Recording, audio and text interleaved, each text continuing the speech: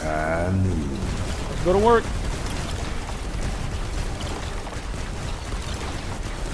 The boss's model is still here.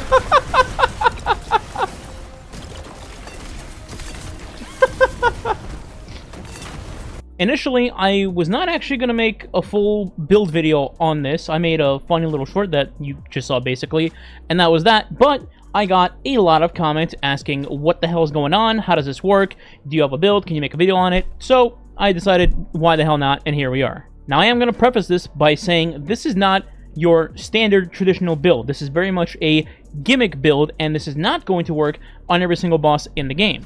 What it will work on is encounters or bosses that have tons of add density around them. So for like Renix, an example, it goes from one giant ugly testicle to a bunch of small testicles, which you then light on fire, and then cause an ignition chain, which continuously starts igniting them, and every time that you do ignite them, it'll refund a shot into your golden gun. So the bad news is, it's not for everything. The good news is, the game seems to be moving into the direction of having these multi-layered boss fights where there's multiples of a boss or a boss surrounded by a bunch of enemies.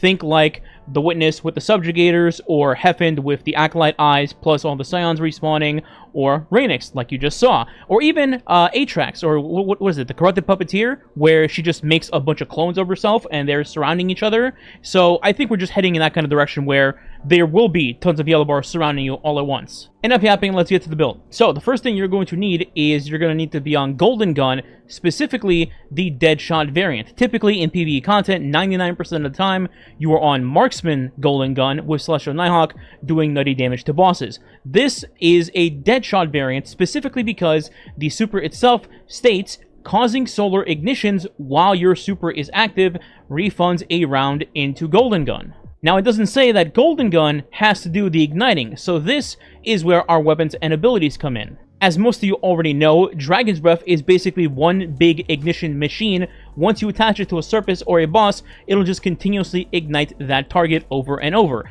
In this case, for the opening clip, it's a bunch of targets over and over. And then for good measure, we throw in some abilities in there, like a weighted throwing knife, which will cause scorched targets to ignite. And then a trip mine grenade, which will scorch targets. So it's kind of just one big loop to make everything explode. As for aspects, for this particular build, they actually don't matter at all for what you're trying to accomplish, so you can run whatever aspects that you'd like. And as for your dodge, there's two options. You can either run Acrobat's dodge, which will feed you Radiant in the event that you don't have like a well user with you, or you're not running Ember of Torches. If you are, then you can just stick to Marksman's dodge to reload a weapon for you, in this case maybe getting a second Dragon's Breath shot if you need it. And for our fragments, it's all about making things explode, so we have 5 fragments here from left to right. First is Ember of Ashes, you apply more Scorch stacks to targets. Then we have Ember of Eruption, your solar ignitions have increased area of effect, just making your explosions bigger. Number 3 is Ember of Char, your solar ignitions spread Scorch to affected targets, so once you ignite one servitor in this example, you're gonna scorch all of them, which will then make them all ignite eventually.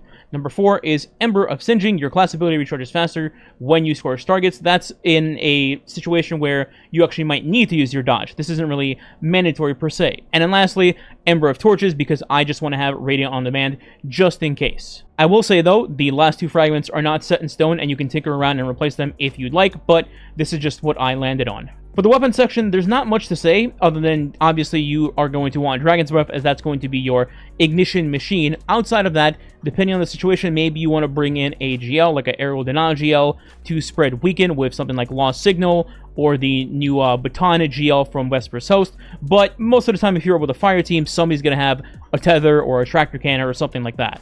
Now, on the side of armor, the exotic that I would recommend you run in this is going to be Star Eater Scales. And don't get it confused, we're not talking about the exotic class item, I'm talking about the actual boots Star Eater Scales. Remember, we're running Deadshot Golden Gun, which is not available on Prismatic, and if it's not available on Prismatic, then the exotic class items are useless. So, we run the actual boots themselves. For the rest of the armor, truth be told, there isn't a lot to it. You just want to get to your super as fast as humanly possible, and that's about it. So in my helmet, I have 1 copy of Heavy Ammo Finder, just for ammo, 1 copy of Dynamo because it reduces our super cooldown, 1 copy of Solar Siphon so we can make orbs to get to our super. In gloves, I have Heavy Handed, which makes an orb, Firepower, which makes an orb, this is for melee and grenade, and in Bolstering Detonation, for gaining class ability energy when you cause damage with a nade. Chest is just resist mods for protection.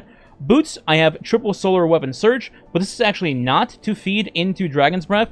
While Dragon's Breath will get a small boost from these, the initial damage from Dragon's Breath is like just impact damage, but after that, it's all just going to be ignition damage, which does not get boosted by Solar Weapon Surge. This is here instead because my other weapons can potentially be that. For example, like Zuli's Bane could be my primary, which is Solar, which can make heavy ammo through the new Enhanced System mod, so that's why I have 3 copies of Solar Weapon Surge. You could totally swap these out if you'd like for healing mods instead, like Recuperation, for example. And then lastly on the bottom, it's pretty standard. 1 copy of Special Ammo Finisher to get green back if you need it. 1 copy of Powerful Attraction to scoop up orbs when you dodge. And then 1 copy of Time Dilation to extend the timer on our armor charges for our surges, even though that's kind of not the point with the whole Goldie spam. And that's it. There really isn't a whole lot to this build. Like I mentioned, I wasn't planning to make this video, but a lot of people wanted to see what the breakdown is, so here you are. Hopefully you enjoy. I will leave a dim link for this in the description below in case you want to try this out on Raynix yourself and just farm him, I suppose, if they ever bring back double loot in Vesper's Host. That aside, I do have another Hunter build in the future coming up for DPS that does actually cook traditional bosses, literally, actually. So stay tuned for that. Here's a little preview of what I mean. Are you me? Less than 9,000 damage. Anyway, if you did enjoy the video, please consider subscribing today. It does help the channel grow and is much appreciated. And if you want to go the extra mile, you can leave a like or a comment below as well. If you don't know what to leave as a comment, you can leave Infinite Golden Gun as the comment. Thanks for watching. Catch you next time. It's Han... Wait.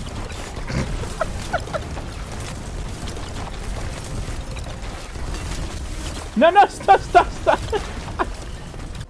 I had the wrong golden gun on.